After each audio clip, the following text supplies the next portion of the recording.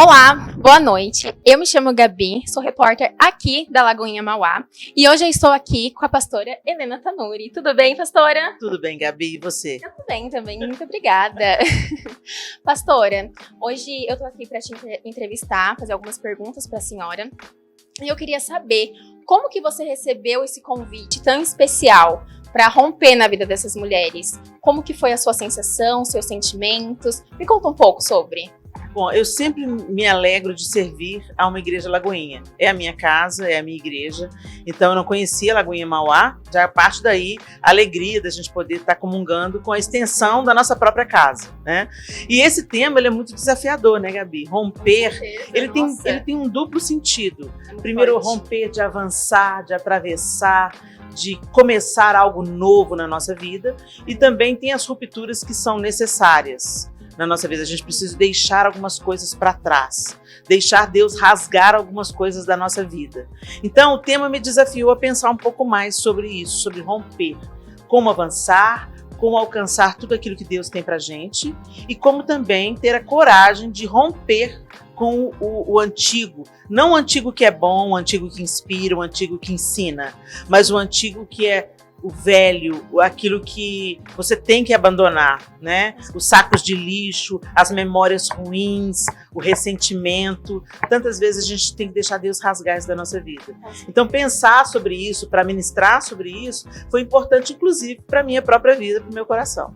Nossa, que bom, né? É um testemunho lindo isso, né? Lindo. E a gente tem que estar com o coração disposto a servir a nossa igreja, né? Com certeza. É uma das ações mais importantes que Deus deu para nós, né? Sim, a igreja local é muito importante e a gente precisa entender que não dá para ser cristão sozinho em casa. Hoje tem um engano recorrente das pessoas. Não, a igreja decepciona muito. Gente, todos os seres humanos são decepcionantes, né, Gabi? Nós também somos decepcionantes. E muito, né? Tentando acertar, a gente erra. É verdade. E o Senhor institui uma igreja porque Ele sabe que na comunhão é que nós somos corrigidos, aperfeiçoados, um afia o outro. A igreja é lugar da gente aprender a perdoar, aprender a andar a segunda milha, dar a túnica e a capa, né? Se a igreja não está ensinando, se a instituição, a reunião, a comunidade de fé que as pessoas frequentam não está ensinando algo antibíblico, então fica firme aí, porque esse lugar também é lugar de crescimento, de aperfeiçoamento e de serviço. A gente tem que parar de ver a igreja como supermercado ou salão de beleza. Ai, esse produto me agrada. Igual uma farmácia, entendeu? Eu venho aqui, pego os remédios que eu quero, os produtinhos que eu quero. Não tem, vou para outra farmácia. Não, a igreja não é um lugar para ser consumido. A igreja é um lugar para ser vivido. E onde a gente vai para servir, para cooperar com o todo. E não apenas de pegar o que está sendo disponibilizado, né, como um parasita. O parasita que vive assim, só querendo receber. Mas nós, como filhos de Deus, não, a gente vai para também contribuir com aquilo que a gente chama de igreja. Que linda essa palavra, marcou muito, gente, muito linda. Agora, pastora, me fala um pouco sobre uma mulher que marcou na Bíblia, que tem um diferencial, onde ela rompeu na vida dela. Bom, Gabi, a Bíblia é um manancial inesgotável. E eu fui preparar um curso, a Confraria de Mulheres, e eu comecei a estudar as mulheres da Bíblia. Tem mulheres que a Bíblia não cita nem o nome delas, mas elas são mulheres extraordinárias, que ousaram, que romperam na oração, na liderança, né? A gente pode se lembrar de Débora, por exemplo, que foi instituída juíza de Israel na época que os homens é que eram juízes. Então, o juiz, ele tomava o lugar, ele antecedeu os reis. Quando não havia um rei, o juiz é que deliberava as causas do povo. E Débora foi chamada por Deus para ser uma juíza. Vale lembrar que Débora era casada com Lapidote, mas Deus convocou Débora para o serviço de juíza. E naquele tempo Israel vivia em guerra contra um rei cananeu, Jabim, e nessa história a gente vê duas mulheres rompendo de uma maneira poderosa. Débora, então, Deus fala com Débora, eu vou entregar o inimigo nas mãos de Israel. E convoca Débora para chamar o comandante do exército de Israel para que ele fosse e avançasse contra os inimigos, mesmo sendo minoria, mesmo não tendo os carros de guerra que Jabim tinha. O Senhor falou, vai que eu vou dar vitória, eu vou acabar com 20 anos de opressão. Né? Exatamente. E aí Débora chamou Baraque, que era o comandante de Israel, e falou assim, pode lutar, porque Deus está mandando. Débora também era uma profetisa, juíza e profetisa. Deus está mandando você ir marchar contra o exército de Jabim, que ele vai dar vitória. E aí, Baraque dá um passo para trás e fala assim, eu não consigo ir não, se você for comigo, eu não vou não. Quer dizer, ele teve dificuldade de romper, mas Débora falou assim... Ousada, né? Posicionada. Eu vou, mas eu vou te dizer, por causa da sua relutância, Deus vai entregar a vitória nas mãos de uma mulher. Talvez Baraque pensou que era a própria Débora, mas na verdade foi outra mulher, Jael. Na batalha, o comandante do exército inimigo, eles começam a perder, a sucumbir. Então, aquele comandante foge, Sísera foge e entra na tenda de Jael, que nem do povo de Israel era, mas sabia da opressão que o povo sofria. E quando ela entra, ela chama ele para a tenda, pode se esconder aqui. Ele pede água, ela dá leite, ele dorme e ela atravessa uma estaca na cabeça dele. Então, ela rompeu com o sistema de opressão, da injustiça, do abuso, e Débora rompeu com a covardia, muitas vezes, né, a relutância. Então a gente vê, ela faz um cântico lindo falando que Deus levantou uma mãe para Israel, né? E a Bíblia, as mulheres da Bíblia que a gente vê romperam. Ontem eu falei sobre Maria, sim, né? Uma mensagem linda também, viu, pastora? Em obediência, em resignação, em aceitar e abraçar com tudo aquilo que significava uma gestação. Fora de um casamento, imagina, né, o que ela passou até que José a acolheu como esposa. Então, assim, uma mulher super ousada. E nós também podemos ser, Gabi. Com certeza. Mulher Deus dá esposa. esse dom, né? Exatamente. Assim que nós nascemos, Deus derrama. Ele nos convoca a sermos fortes e corajosos. Basta um coração disposto, né? Isso aí. E aberto sempre. Exatamente. E pastora, me conta um pouco também sobre os seus planos para esse ano, suas expectativas, sabe? Que todo mundo faz aquele planinho, sabe? Aquele plano do meu ano, como que vai ser, as minhas expectativas, quais são as minhas metas. Me conta um pouco sobre. Gabi, eu estou vivendo um ano de ser esticada na minha fé e na minha dependência. Porque o que é muito normal é quando a gente está há muito tempo fazendo a mesma coisa, a gente entrar na rodinha do hamster. Isso, na rotina. E isso nunca agrada a Deus. A gente sempre tem que se perguntar por que eu faço as coisas que eu faço do jeito que eu faço. A motivação ainda é glorificar o Senhor? A motivação ainda é servir a igreja? Né? Esse ano nós temos algumas viagens marcadas, internacionais. A caravana que a gente faz com mulheres para Israel no final do ano, com a graça e permissão de Deus, vai acontecer. Mas o meu plano esse ano, sobretudo, é não entrar no automático. Esse é o meu plano. Ser mais intencional naquilo que eu estou vivendo. Então, eu estou aqui em Mauá. Eu estou pregando uma palavra sobre romper. Então, eu estou totalmente aqui. A gente vive muito aqui, já pensando no amanhã. Ou seja, a gente não vive nenhuma coisa nem outra, né? E esse tempo, ele empurra a gente para o automático. Mas a gente tem que resistir a isso. Então, o meu propósito é não fazer nada no automático. Nem abraçar no automático. Nem viver com a minha família ao redor da mesa no automático, nem ministrar no automático, nem fazer nenhum plano no automático, mas ciente de que a gente tem que viver um dia de cada vez plenamente, porque o que a gente realmente tem para viver é o hoje. Pertence ao Senhor. Você pode fazer planos, você deve fazer planos, mas a resposta vem do Senhor. Então coloca sempre diante do Senhor os seus planos. Eu tenho muitos planos, eu quero fazer essas viagens, eu tenho uma viagem agora para os Estados Unidos para ministrar, eu tenho uma viagem para Portugal para ministrar, eu tenho uma viagem no meio do ano para Londres para ministrar, outra viagem para os Estados Unidos e depois para Israel com as mulheres, né, fazendo as mulheres reformadoras. Tudo isso são projetos, mas a consciência de que a gente só vai chegar lá se Deus permitir, se Deus nos levar. Sempre a consciência de que Ele é o maior motivo, a maior inspiração, e é dependendo dele que a gente avança. Com certeza. Temos que ser dependentes dele, né? Temos que ser sempre, como você ministrou ontem, né? Ser dependente dele e, confiar, sem se importar com as coisas que acontecem terreno, né? Assim como Maria. ela não se importou com as coisas daqui desse mundo. E sim, ela focou em Deus, né? Exatamente, colocar o foco no lugar certo, porque primeiro o reino de Deus é a sua justiça, as demais coisas serão acrescentadas. A gente traça planos e pede, Senhor, é projeto do Senhor, é isso que eu estou planejando, veio do seu coração para mim? Então, me abençoa, vá diante de mim, me ensina a fazer o que o Senhor quer que eu faça. Agora, se não, me dê discernimento. Agora, se não é do Senhor, eu renuncio. Eu não quero viver nada que o Senhor não queira que eu viva. Eu não quero ir onde o Senhor não for comigo. Agora eu vou fazer uma pergunta que às vezes a gente se pergunta, a gente faz tantas perguntas, mas uma pergunta muito interessante. Quem é Helena por Helena? Helena é uma mulher comum, com as suas lutas, suas dificuldades, suas dores, que crê e vive para a glória do Deus extraordinário. Essa é Helena. Eu sou uma mulher completamente comum, Gabi. Às vezes as pessoas nos imaginam, né? Nos glamorizam. Pelo fato de você ser mais famosa. Isso é tudo ilusão, viu? Porque eu sou dona de casa, eu sou mãe, eu sou esposa, eu lavo roupa, eu passo roupa, tenho a tia Cida lá que me ajuda, a Hélida, que é a nossa diarista, que vai para fazer aquelas faxinas mais pesadas que eu já não estou dando conta. Mas sou eu que gosto de estar ali pessoalmente também na gestão da minha casa, né?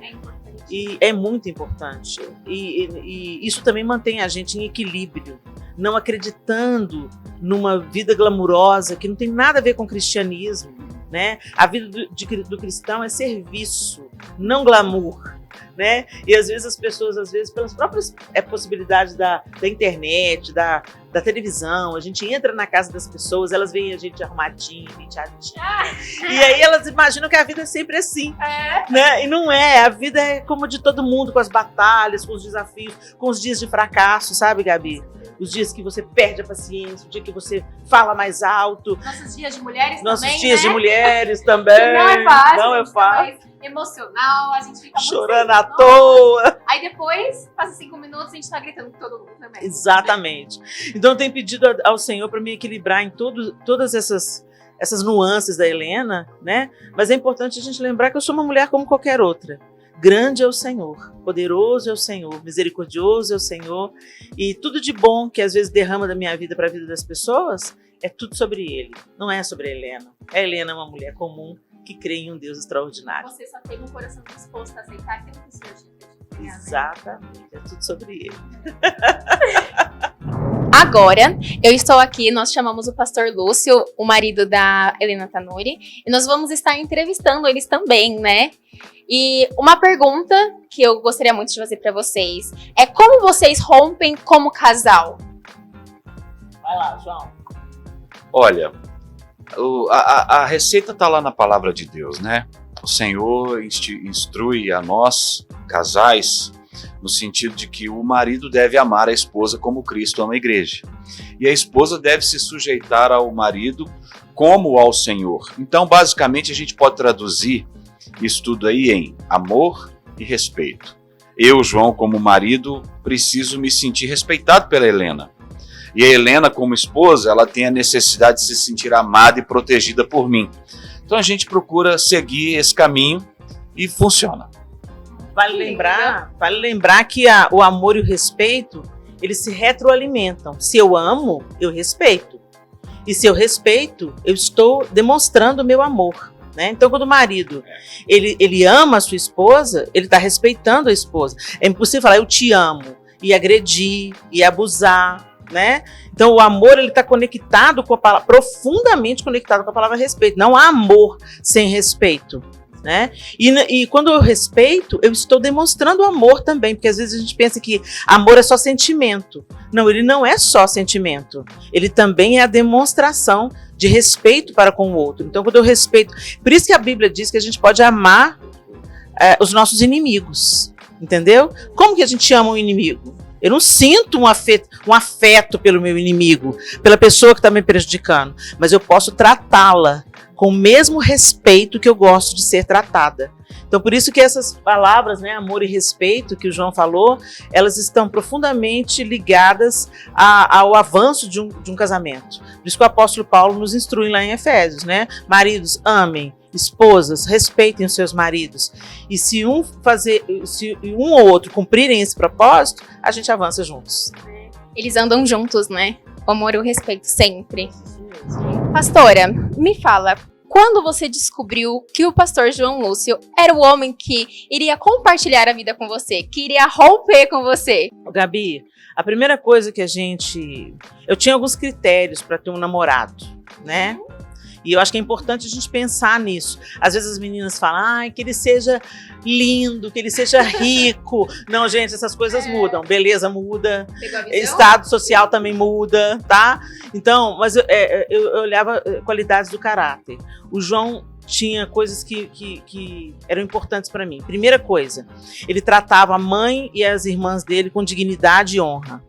Ele sempre foi um bom filho, um irmão carinhoso. Segunda coisa, ele tinha um objetivo, um foco. Ele era muito jovem quando nós nos conhecemos, ele tinha 16 anos, eu tinha 18 anos. Eu sou 2 anos mais velho do que ele. Então, mas ele, apesar da pouca idade, ele tinha um foco. Ele queria ser professor de matemática, ele já estava se preparando para o vestibular, ele tinha um objetivo bem traçado. Então ele não era um cara preguiçoso, acomodado, ele era um cara que tinha um foco e perseguia esse objetivo com dedicação. E a terceira qualidade que eu percebi no João e que me conquistou definitivamente, ele tratava todas as meninas da turma da mesma forma, extremamente gentil. Então ele pegava a menina mais bonita da turma, assim, nós éramos uma turma de colégio, né, e tal, nós nos conhecemos nesse contexto, e a menina mais bonita da turma, mais gata, né, que não era eu, com certeza, ele tratava com aquela gentileza e tal. E a menina, assim, vamos dizer, que não estava dentro dos padrões de beleza da época, ele tratava exatamente do mesmo jeito. Eu falei, gente, esse cara é diferenciado. Ele é diferenciado, porque ele não trata com 2 pesos e 2 medidas. Ele é gentil com a menina que não é tão inteligente e é com a muito inteligente. Ele é gentil com a menina que não é tão linda e é também com a linda. E essa constância na maneira como ele tratava das pessoas, me deram boas dicas do caráter dele. Quando a gente começou a namorar, então, eu constatei que tudo isso era verdade. Quando eu descobri que eu queria casar com ele, o dia que eu não queria mais dizer tchau. O dia que eu falei, meu Deus, não dá mais para dizer tchau, eu quero viver com ele pro resto da minha vida, eu quero construir a vida ao lado dele, porque no período de namoro eu vi que todas aquelas qualidades eram só a porta de entrada para outras tantas. A constância, a generosidade, a mansidão, o domínio próprio, né? Eu sou uma pessoa mais agitada e ele tinha o dom de me acalmar. Ele sempre exerceu sobre mim uma autoridade gentil, ele nunca me esmagou, ele nunca quis me calar, né, naquilo que Deus tinha para mim. E aí, essas qualidades constatadas no namoro, a honra à minha família, respeitando os limites que meu pai e minha mãe impunham, isso tudo me fez ver que ele era o cara certo. E aí, quando eu falei, não quero mais dizer tchau, aí a gente se casou. Percebeu que era hora de casar, né? Falei assim, é esse homem que eu quero pra minha vida. E você, João Lúcio, quando você teve a certeza que Helena Tanuri era a mulher da sua vida, era a mulher que iria romper as suas batalhas junto com você?